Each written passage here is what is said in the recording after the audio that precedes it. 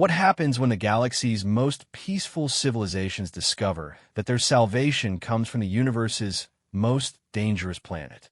When death itself walks among the stars, wearing the face of creatures who call warfare an art form and consider extinction events mere inconveniences. The Galactic Council had spent millennia cataloging every known species, ranking them by technological advancement, diplomatic sophistication, and cultural refinement. Humans didn't even register on their scales, classified only as Deathworld primitives, approach with extreme caution. But when an ancient evil awakens to devour everything they hold dear, these refined civilizations will learn a terrifying truth. Sometimes salvation doesn't come from the wise, the advanced, or the enlightened. Sometimes it comes from the monsters who learned to smile, the predators who chose to protect, and the warriors who transform love into the deadliest weapon the universe has ever seen. This is the story of how Earth's children taught the galaxy what it truly means to fight for something worth dying for, and why that lesson would change the cosmos forever. The emergency klaxons wailed through the crystalline corridors of the Galactic Council's primary station, their harmonics designed to penetrate even the thickest carapaces and most sensitive auditory organs of the 700 species represented within.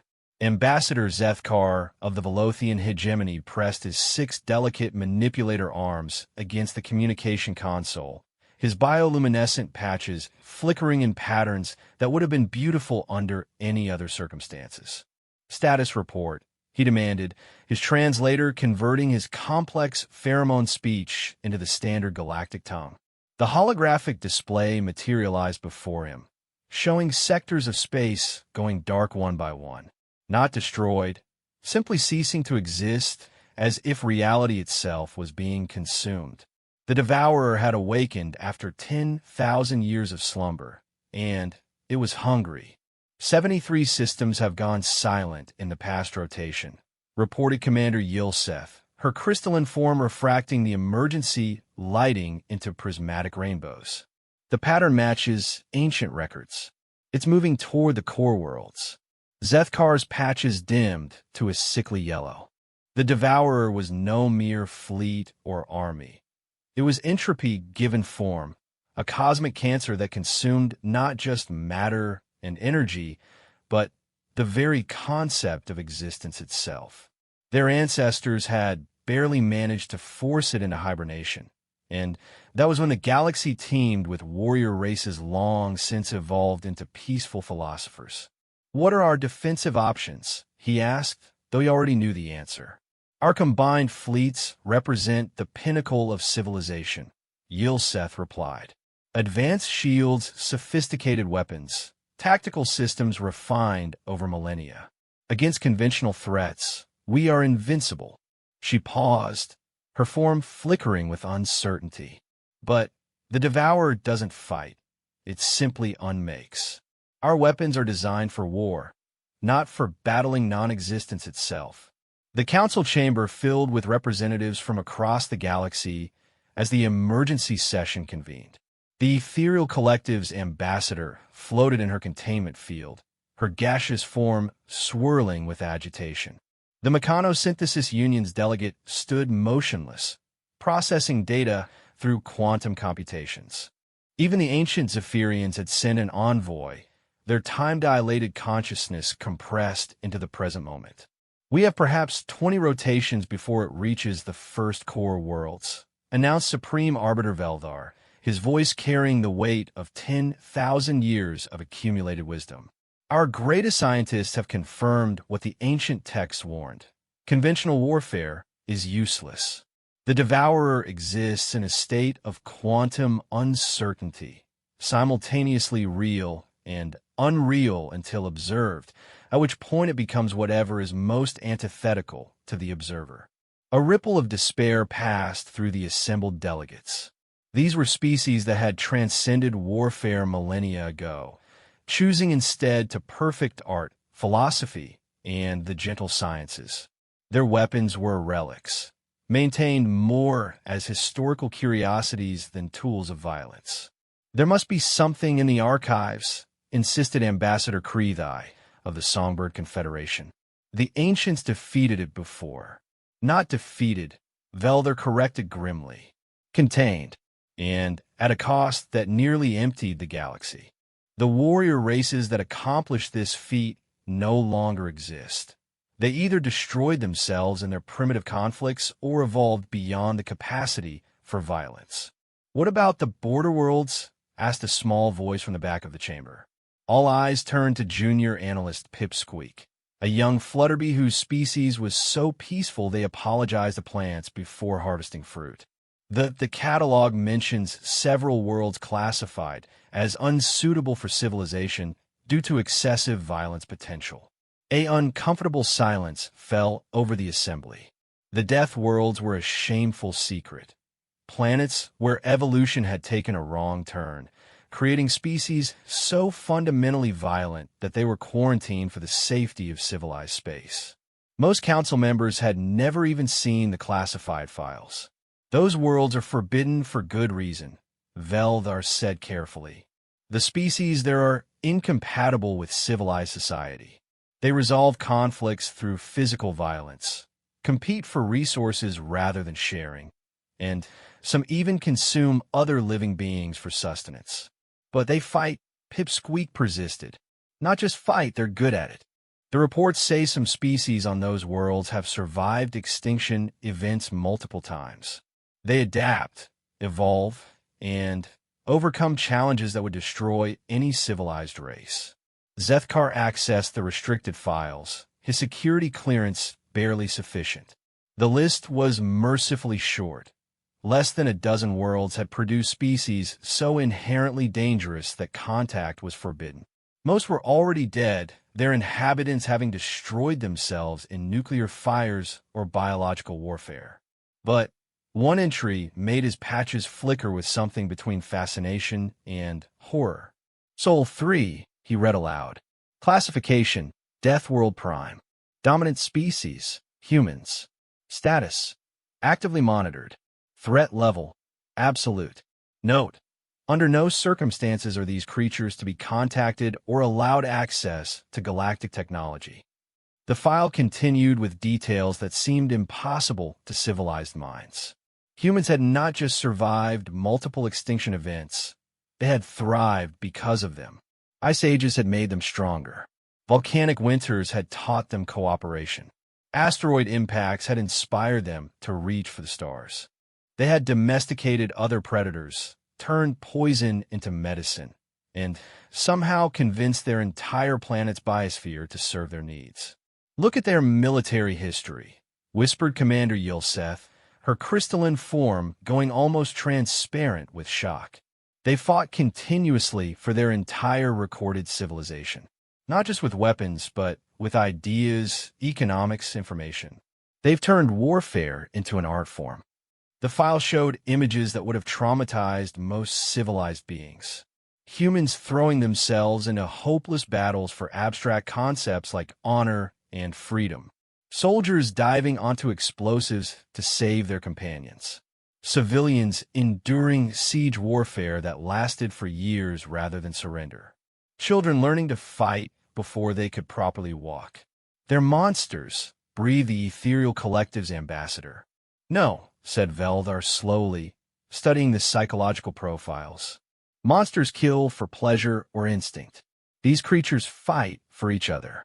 Every conflict, no matter how brutal, seems to center around protecting something they value. They don't fight because they hate what's in front of them. They fight because they love what's behind them." The realization struck the chamber like a physical blow.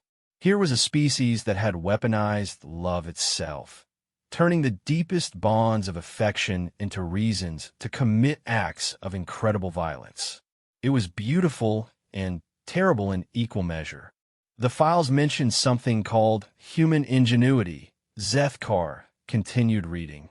"When faced with superior technology or overwhelming odds, they adapt. They've consistently defeated enemies with better weapons, larger numbers, and superior positions through what the analysts call creative violence.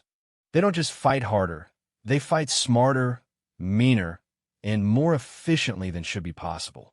They also, added Yilseth, pulling up another file, show remarkable restraint. Despite their capacity for violence, they've repeatedly chosen mercy when they could have chosen extinction. They've rebuilt their enemies, fed their prisoners, and even adopted the children of those who fought against them. The chamber fell silent as the implications sank in. These weren't just warriors. They were warriors with conscience, predators with ethics, killers who chose when not to kill. The question becomes, Veldar said slowly, whether we dare awaken something that might be more dangerous than the Devourer itself. The Devourer will end everything, Zethkar pointed out. At least with the humans, something would survive. Would it still be us? Asked the ethereal ambassador. Or would we become something else entirely? Before anyone could answer, the communication array crackled to life. A new report showed 3 more systems going dark, the wave of non-existence accelerating as it fed. They had perhaps 15 rotations left, not 20. The decision is simple, announced Supreme Arbiter Veldar, his ancient wisdom crystallizing into resolve. We can die as civilized beings, or we can live as something new. Prepare a first contact vessel. We're going to Sol 3. What do we tell them? Asked Zethkar. Veldar's form seemed to age another 1,000 years in that moment. The truth, that the galaxy is ending, that we're not strong enough to stop it, and that we need monsters to fight our monsters for us. As the council dispersed to make preparations, nobody noticed Pipsqueak accessing the human files one more time. The young Flutterby studied the images of human children, small beings who laughed at dangers that would paralyze adult members of most galactic species, who turned games into competitions, and competitions into battles, who somehow managed to be both innocent and fierce at the same time. Maybe, Pipsqueak whispered to the empty chamber, they're not monsters at all. Maybe they're just what love looks like when it has claws. The first contact ship launched from the station 6 hours later, its crew selected from among the galaxy's bravest diplomats. None of them expected to survive the encounter. Humans, according to every file and analysis, didn't do anything halfway. If they chose to help, they would fight with a ferocity that would reshape the galaxy. If they chose otherwise, well, at least the Devourer would have some competition. The ship turned toward the small yellow star at the edge of the galaxy, carrying with it the hopes and fears of 1 trillion civilized beings. Behind them, reality continued to unravel as the Devourer fed. Ahead of them waited a species that had turned survival into an art form and war into a declaration of love. The galaxy was about to discover what happened when extinction met a species that simply refused to go extinct. As the first contact vessel engaged its hyperdrive, Pipsqueak's words echoed through the empty council chamber. They're just what love looks like when it has claws. Soon, very soon, the galaxy would learn whether that was their salvation or their doom. Captain Maria Santos was having what she considered a perfectly normal Tuesday when the alien ship appeared above Earth's orbital defense grid. She was reviewing supply manifests for the Mars colony expansion while simultaneously mediating a dispute between the Lunar Mining Consortium and the Asteroid Prospectors Union, all while keeping one eye on the tactical display that showed the usual collection of space debris and commercial traffic. "Ma'am," called Lieutenant Yoshida from the sensor station, his voice carrying that particular tone that meant either first contact or imminent death. "We have an unidentified vessel dropping out of FDL approximately 30,000 kilometers above the North American continent." Maria set down her coffee. Real Earth-grown beans, a luxury she allowed herself during long shifts, and studied the holographic display. The ship was unlike anything in their databases, its organic curves suggesting a construction philosophy entirely alien to human engineering. "Configuration?" she asked. "Unknown architecture, but the energy signatures suggest peaceful intentions. No weapons charging, no targeting systems active." If I didn't know better, I'd say they're trying to look as non-threatening as possible. Maria raised an eyebrow. In her 15 years commanding the Soul Defense platform, she learned to be suspicious of anything trying too hard to appear harmless. Predators often wore the most innocent faces. Communications? They're broadcasting on multiple frequencies, ma'am. Standard mathematical progressions, followed by what appears to be linguistic construction matrices. They want to talk. Of course they do, Maria muttered. First contact protocols were clear, but they'd been written by optimists who assumed aliens would be reasonable. Maria had read enough history to know that reasonable beings didn't usually survive long enough to develop interstellar travel. Patch me through to Geneva Command and Luna Base. Alert the rapid response squadrons, but keep them powered down. And get me Dr. Chun from the Xenolinguistics department. Within minutes, the command deck buzzed with activity as Earth's first contact protocols kicked into high gear. Dr. Sarah Chun arrived, looking disheveled and excited, her arms full of translation algorithms and cultural analysis programs. "This is incredible," she breathed, studying the alien transmissions. Their language structure suggests a collective communication system, multiple consciousness streams operating in harmony. And the mathematical concepts they're using. Maria, these beings are old. Really, really old. Old enough to be dangerous? Old enough to know better than to be unnecessarily dangerous, Sarah corrected. Look at this linguistic pattern. They're not just trying to communicate. They're trying to make us comfortable. Every phrase is constructed to minimize potential misunderstanding or offense. The main display flickered as the translation matrix achieved basic coherence. Slowly, hesitantly, words began to form in English. "Greetings to the humans of Sol 3. We are representatives of the Galactic Council. Seeking. The translation stuttered, struggling with concepts that had no human equivalent. Seeking those who know the art of final solutions.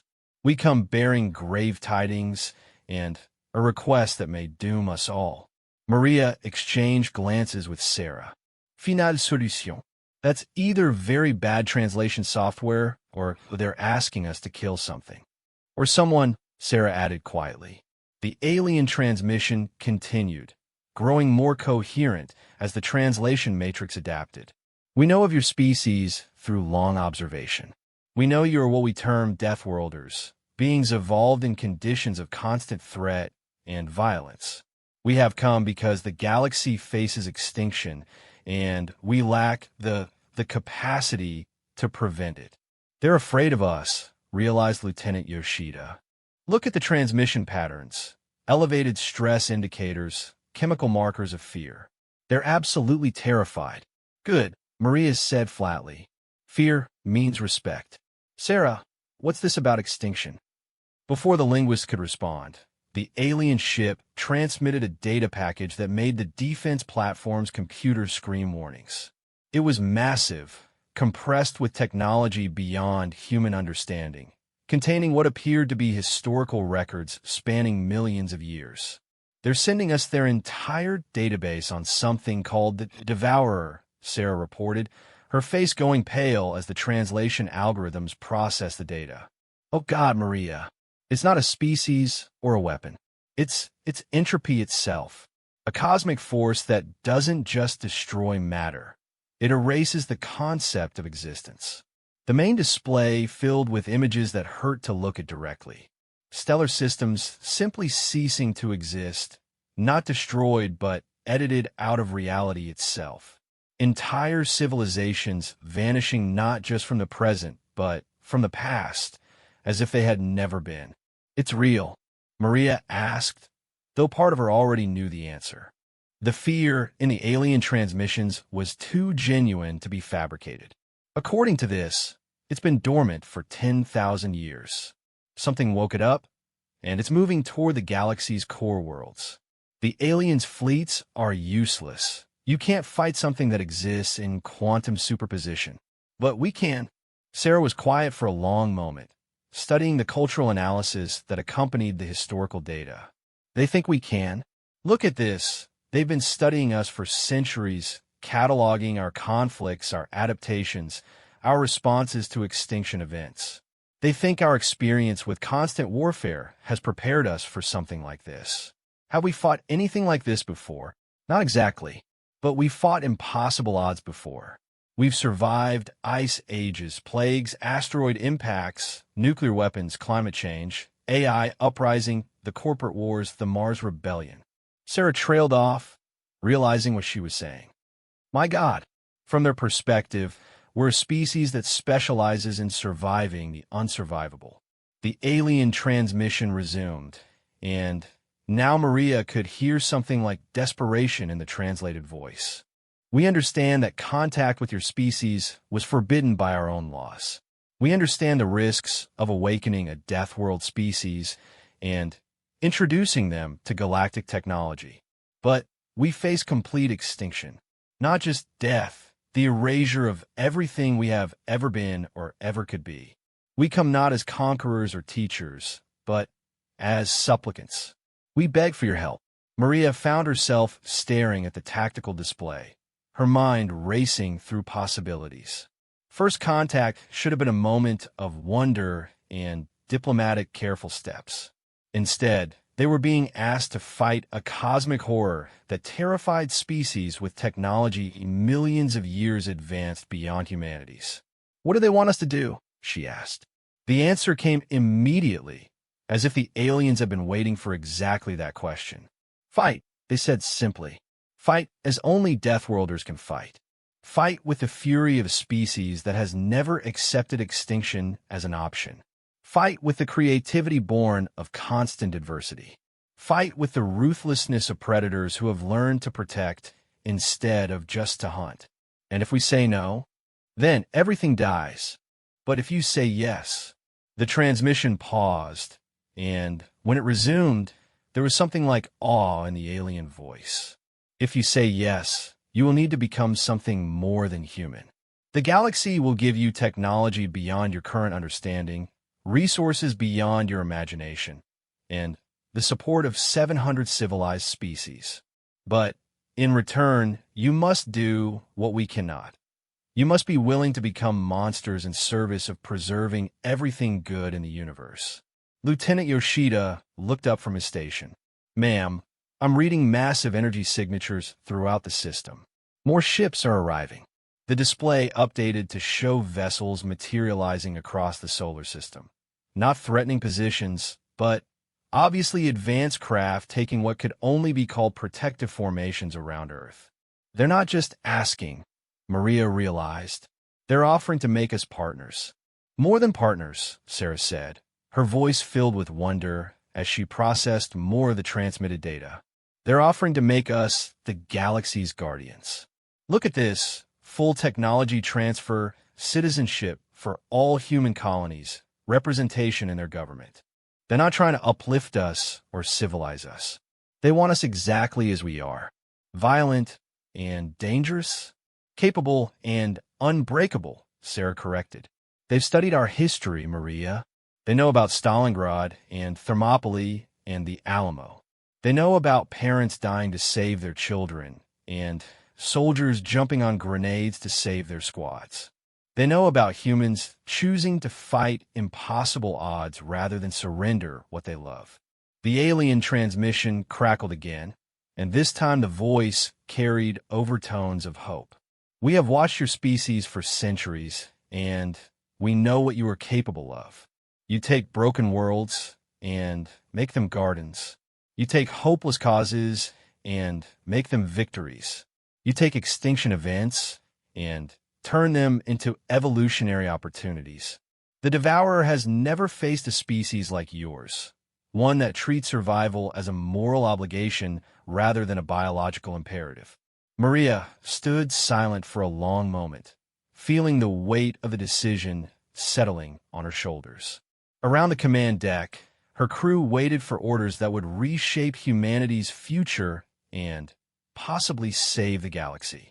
Sarah, she said finally, what does your analysis say about their intentions? They're telling the truth. The fear, the desperation, the hope, it's all genuine. They really are facing extinction, and they really believe we're their only chance. She paused, studying the cultural data. And Maria?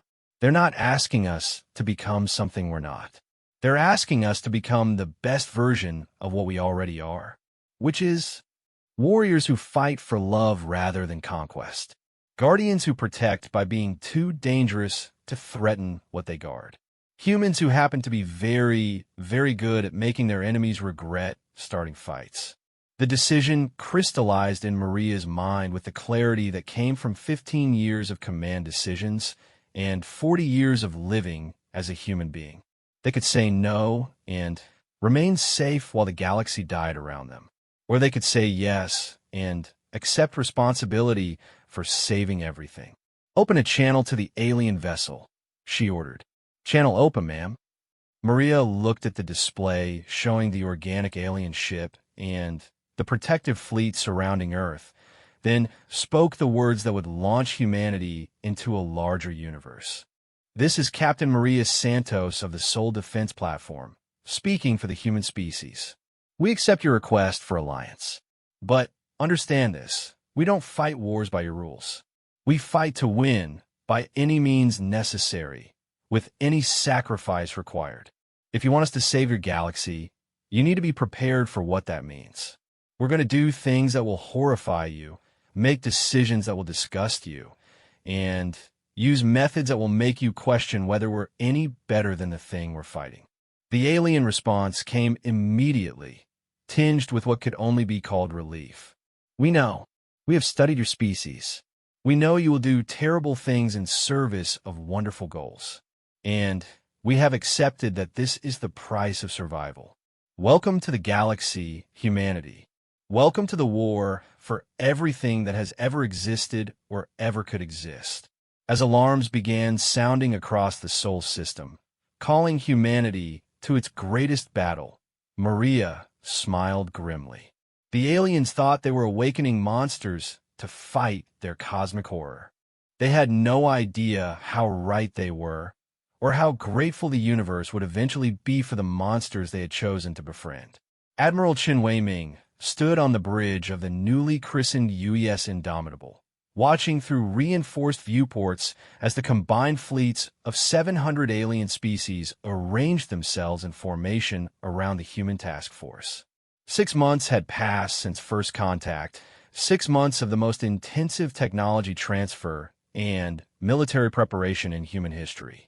The ship beneath his feet was a hybrid of human engineering and alien science, still recognizably human in its aggressive lines and practical design, but enhanced with shields that bent reality and weapons that fired condensed physics.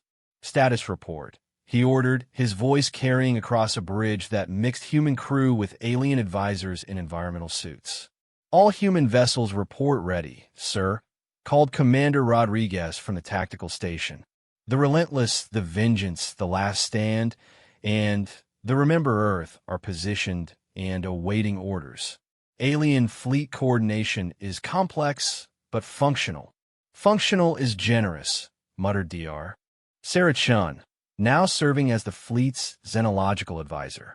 Half of them are still terrified of us. The other half are fascinated by our tactical doctrines, and all of them think we're completely insane. Are they wrong? Asked Chen Weiming. Probably not, Sarah admitted. We've essentially convinced the galaxy's most peaceful civilizations to let us turn their scientific vessels into weapons of war. The ethereal collective is still having what I can only describe as a species-wide anxiety attack about the modifications we made to their harmonic resonance arrays. Through the tactical display, Chun could see the alien ships, graceful constructions of living crystal, organic curves, and pure energy fields that had been refitted with human-designed weapon systems. The result was beautiful and terrifying in equal measure, like butterflies armed with nuclear warheads. Sir, called Lieutenant Kim from the sensor station, her voice tight with concentration. I'm reading massive spatial distortions bearing 27 Mark IV. Distance approximately 50 astronomical units, and closing. The Devourer? Has to be, sir. Reality is stretching around whatever's coming. Quantum foam is destabilizing, and I'm getting readings that don't make sense in any known physics. Ambassador Zethkar of the Velothian hegemony floated in his environmental field near the command chair, his bioluminescent patches cycling through patterns of fear and determination. Admiral Chun, the ancient records indicate that the Devourer's approach will cause increasing reality distortions. Our combined fleet may begin experiencing difficulties maintaining coherent existence. Explain. The closer we get to the entity, the more it will try to edit us out of reality. Our ships may forget how to fly. Our weapons may forget how to fire. We ourselves may forget that we exist. Chun nodded grimly. That's why we brought the humans, right? Dr. Chun, what's our psychological profile say about dealing with existential uncertainty? Sarah consulted her datapad, though she had memorized the analysis weeks ago. Humans have a unique relationship with reality. We're the only known species that regularly engages in voluntary suspension of disbelief, fiction, imagination, hypothetical thinking. We're also uniquely stubborn about accepting defeat. Where other species might accept non-existence as logically inevitable, humans tend to respond with variations of "watch me" or more colorful alternatives. The plan remains unchanged then, Chun announced. We're going to punch entropy in the face until it stops trying to erase everything. A ripple of what could only be described as horrified admiration passed through the alien crew members. Even after 6 months of working together, they still struggled to understand human psychology. Contact. Liut Kim shouted, Sudeni. Visual confirmation of the target. The main display activated, showing nothing. Not darkness or empty space, but actual nothing. A region where the concept of existence simply stopped.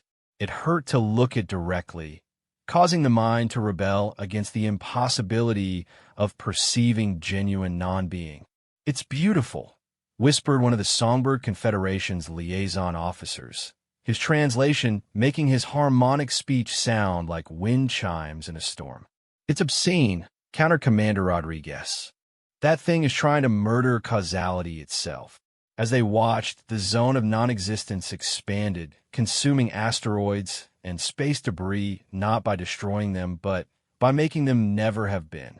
The alien ships at the fleet's edges began to flicker, their crews reporting increasing difficulty maintaining focus on basic operational tasks. "This is Admiral Chun to all vessels," he broadcast across the combined fleet. "Remember what we discussed. The Devourer fights by making you forget you exist. Don't let it. Human vessels, begin playing the resistance protocols. Alien vessels, focus on your cultural anchors." Across the human ships, music began playing, not gentle melodies, but driving, aggressive compositions designed to keep human consciousness locked in defiant reality. War songs, national anthems, rock music, and even children's lullabies sung by soldiers far from home. The aliens have been baffled by this strategy until human psychologists explained that humans used emotional memory as an anchor to existence itself. "Sir," called the communications officer, "we're receiving distress signals from the Second Galactic Fleet. They're forgetting how to maintain formation. Some ships are reporting that their crews can't remember why they're here." "Time to earn our reputation," Chun announced. "All ships, advance to engagement range. Remember, we're not trying to destroy this thing. We're trying to make it so angry and confused that it stops eating reality long enough for our science teams to figure out how to put it back to sleep." The human task force accelerated toward the zone of non-existence, their hybrid engines leaving trails of exotic matter that sparkled against the void. Behind them, the alien fleets followed, their crews held together by a mixture of advanced technology and sheer faith in their human allies. "Weapons range in 30 seconds, Rodriguez reported. "All systems show ready, though I'm not sure what we're supposed to shoot at." "Everything," Chun replied simply. "If it exists, shoot at it. If it doesn't exist, shoot where it should be." The point is to make reality so messy and complicated around the devourer that it can't maintain its quantum uncertainty. The first human salvo lit up space with every type of energy weapon in their arsenal. Lasers, particle beams, plasma cannons, and exotic matter disruptors all converged on the zone of nothingness. Where the weapons struck, reality flickered and sparked like a damaged hologram. Effect on target? Chen asked. Unclear, sir. But the rate of reality consumption has slowed. I think we're annoying it. Good. Annoyed is better than indifferent. Continue firing. What followed could barely be called a battle in any conventional sense.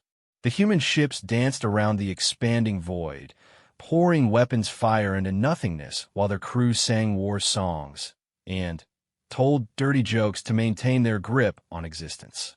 The alien fleets provided support fire and scientific analysis, their crews marveling at the humans' apparent immunity to existential doubt. It's adapting, Dr. Chen reported from her sensor station. The devourer is trying to learn our pattern, figure out how to erase specifically human-type consciousness. Can it?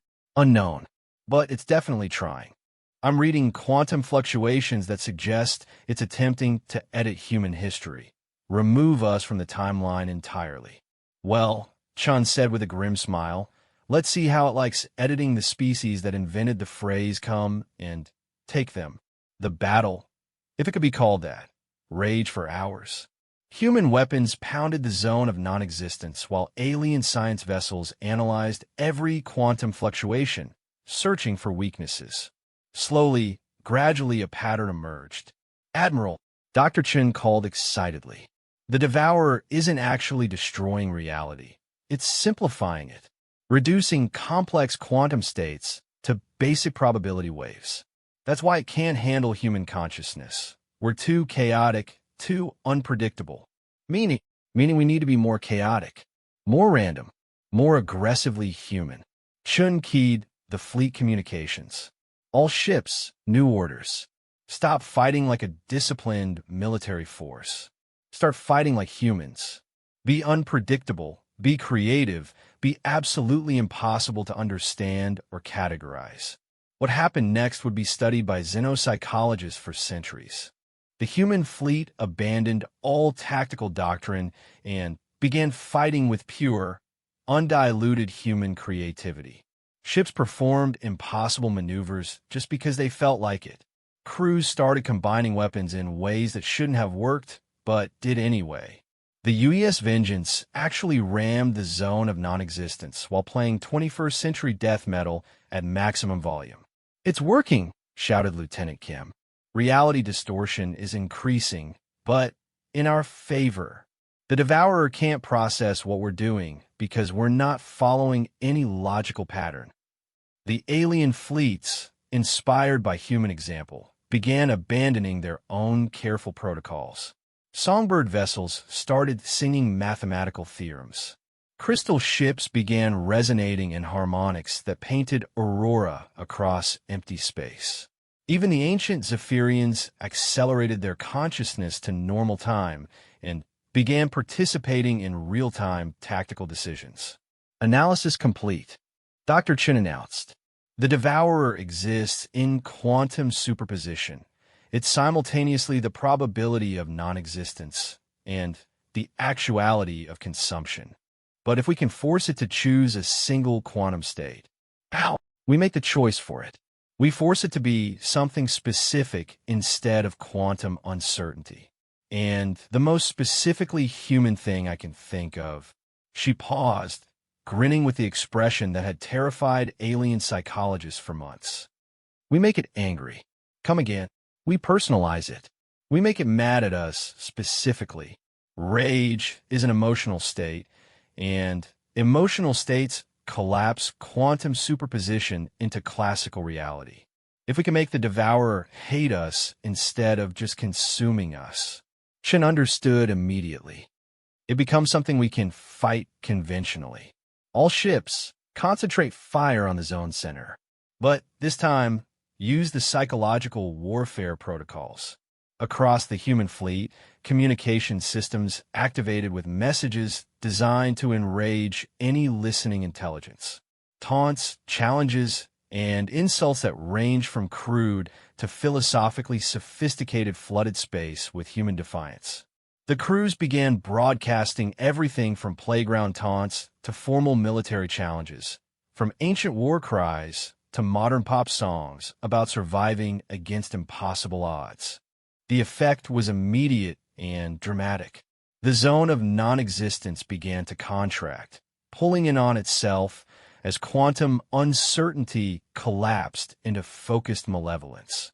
Where there had been nothing, something began to take shape, something vast and angry and very, very personal in its hatred of human existence. Contact. Kim shouted. I have a solid target. The Devourer is manifesting as, oh God, it's huge. The creature that emerged from collapsing probability was beyond description, a writhing mass of scales and teeth and eyes that existed in too many dimensions simultaneously. But it was real, solid, something that could be fought with conventional weapons. All ships, Chen broadcast with satisfaction, meet the galaxy's newest mistake. It just got into a personal fight with the human species. The battle that followed was fierce but brief. The Devourer, locked into physical reality by its own rage, found itself vulnerable to the combined firepower of the galactic fleet. Alien science vessels provided targeting data, while human ships delivered weapons fire-guided by creativity and spite in equal measure. When the creature finally died, dissolving back into quantum foam, the silence that followed was profound. Across 700 species, beings who had never known warfare looked at the humans with expressions of awe and terror. Status report. Chun called into the silence. Target destroyed, sir, Rodriguez reported, her voice filled with disbelief.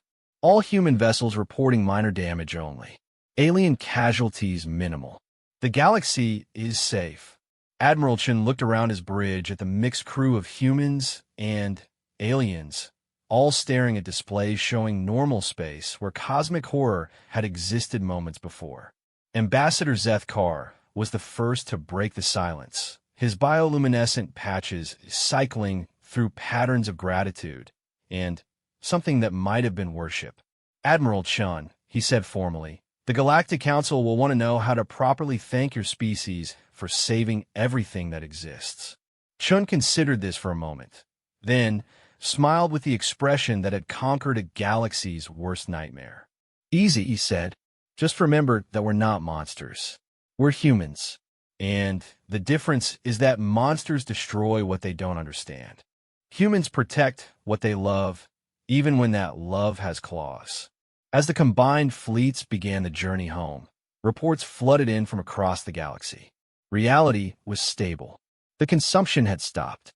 Entire civilizations that had been preparing for extinction were instead planning celebrations. But perhaps most importantly, the galaxy had learned something about the species from the little blue planet at the edge of civilization. They had learned that humans fought not because they were savage, but because they were loving. Not because they were monsters, but because they refused to let monsters win. And in council chambers and academic institutions across 700 worlds, a new understanding began to take root. The galaxy's most dangerous species had become its most devoted guardians, not despite their capacity for violence, but because of their even greater capacity for love. The Deathworlders had saved them all, and somehow, in the process, they had made the galaxy a more human place, which turned out to be exactly what it needed to survive the dark between stars.